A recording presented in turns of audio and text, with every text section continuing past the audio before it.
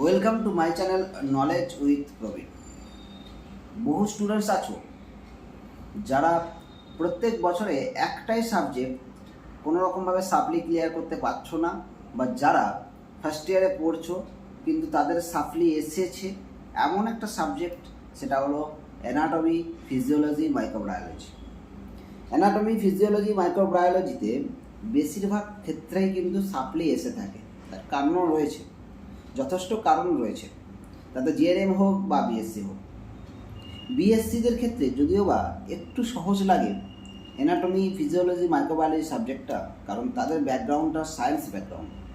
কিন্তু arts background থেকে যারা জিএনএম করছো, তা জিএনএম করলে তো তারা আর্টস ব্যাকগ্রাউন্ড থেকে করে, সো তাদের ক্ষেত্রে কিন্তু অ্যানাটমি, মাইক্রোবায়োলজি, ফিজিওলজি এই সাবজেক্টটা কিন্তু খুবই কঠিন। কঠিন বলতে কঠিন ঠিক বলবো না, ঠিক প্রেজেন্টেশন করতে পারে না এই সাবজেক্টটা, কারণ এই সাবজেক্টটা তারা অনেক দিন আগেই শেষ করে এসেছে।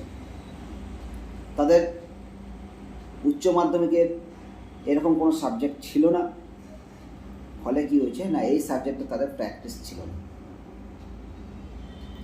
অ্যানাটমি, ফিজিওলজি, মাইক্রোবায়োলজি সাবজেক্টে বহু স্টুডেন্টস, তাদের জিএনএম হোক, বিএসসি হোক, বহু স্টুডেন্টসের কিন্তু সাপ্লি হয়েছে বা সাপ্লি এসেছে বা সাপ্লি এসে থাকে। প্রত্যেক বছর অ্যানাটমি, ফিজিওলজি, মাইক্রোবায়োলজি এই সাবজেক্টটাতে সাপ্লি থাকে। এবছরও অনেকেরই আছে, সাপ নেই, সাপ্লি এক্সাম। এখন কথা হচ্ছে ভিডিওটা কেন বানাচ্ছি। ভিডিওটা বানানোর কারণ অবশ্যই রয়েছে। দেখো, অ্যানাটমি, ফিজিওলজি, মাইক্রোবায়োলজি সাবজেক্টটা কিন্তু কঠিন না, এটা কিন্তু পাস করা যায় এবং পাস করা আরও সহজ অন্যান্য সাবজেক্টের থেকে, কারণ এখানে কিছু ডায়াগ্রাম থাকে, কিছু ছবি থাকে, ছবি করার জন্য নাম্বার থাকে, তো আরও ইজি থাকে। ছবিতে নাম্বার আছে, অন্যান্য সাবজেক্টে কিন্তু ছবি আঁকলে নাম্বার থাকে না, কিন্তু অ্যানাটমি, ফিজিওলজি, মাইক্রোবায়োলজিতে ছবিতেও নাম্বার রয়েছে। শুধু একটা ছবি না, 3-4টে ছবি তোমাদের করতে হয়। তার সাথে সাথে অ্যানাটমি, ফিজিওলজি, মাইক্রোবায়োলজি যে সমস্ত সিস্টেমগুলো মানবদেহের সিস্টেমগুলো রয়েছে, মানবদেহের যে সমস্ত সিস্টেমগুলো রয়েছে, সেই প্রত্যেকটা সিস্টেম যদি তোমরা ভালোভাবে পড়তে পারো, আর নোটস যদি ভালো কোয়ালিটির নোটস হয় এবং সাজেশন যদি ভালো হয়, নাম্বার তোমার আসবেই। এবার কি হয়, প্রত্যেকটা স্টুডেন্টই বলবে যে স্যার আমরা কিন্তু প্রত্যেক বছরই ভালো নোটসই লিখি বা লিখিয়ে থাকি, আমরা পরীক্ষার খাতা কিন্তু ফাঁকা দিই না, কিন্তু আমরা লিখি, অনেকগুলো পাতায় লিখে থাকি, কিন্তু পাস করতে পারি না কেন? তাদেরকে বলবো, তোমরা পাস করতে পারোনি কারণ তোমাদের যে নোটসের কোয়ালিটি, সেই কোয়ালিটি ঠিকঠাক ছিল না। তোমাদের যে ডায়াগ্রাম, সেই ডায়াগ্রামের সাথে যে সমস্ত এক্সপ্লেন করতে হয় তোমরা করোনি, অথবা তোমাদের নোটস, তোমাদের সাজেশন তোমরা ঠিকঠাকভাবে পড়তে পারোনি।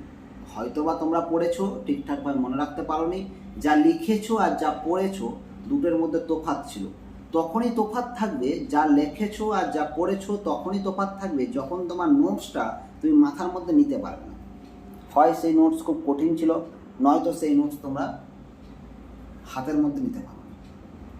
এখন কথা হচ্ছে, আমরা অ্যানাটমি, ফিজিওলজি, মাইক্রোবায়োলজির কিছু নোটস তৈরি করেছি, সম্পূর্ণ নোটস।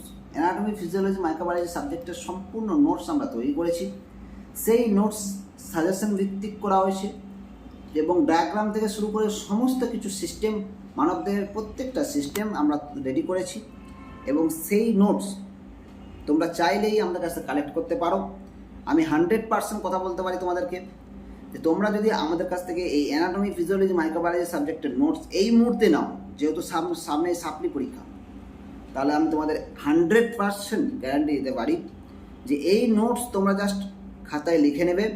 খাতায় একটা নতুন খাতা তৈরি করে নেবে, অ্যানাটমি, ফিজিওলজি, মাইক্রোবায়োলজির একটা খাতা, সেই খাতায় লিখে নেবার পরে তোমরা 10 থেকে 15 দিন যদি পড়ো, প্রত্যেকটা কোশ্চেন মুখস্থ হয়ে যাবে, কারণ এতটাই ইজিভাবে লেখানো হয়েছে, এতটাই সুন্দরভাবে সাজানো হয়েছে এবং এতটাই সুন্দরভাবে সাজেশন ভিত্তিক নোটসগুলো বানানো হয়েছে। প্রত্যেকটা নোটসকে আমরা খুব গুরুত্ব দিয়ে সাজেশন দেখে বানিয়েছি। প্রত্যেকটা নোটস খুব সহজ সরল ভাষায় তৈরি করা এবং নোটসের মধ্যে কোয়ালিটি রয়েছে। ফলে তোমরা অনেকেই যারা সাপ্লি বারবার ধরে আসছিল, যাদের তাদের একমাত্র সাপ্লি পাওয়ার কারণ হচ্ছে ঠিকঠাক নোটস না পাওয়া, ঠিকঠাক সাজেশন ভিত্তিক পড়াশোনা না করা এবং সেটা ভালোভাবে খাতার মধ্যে সুন্দর করে গুছিয়ে না তুলে পড়াশোনা করাটার জন্যই কিন্তু তোমরা বারবার সাপ্লি আসছে।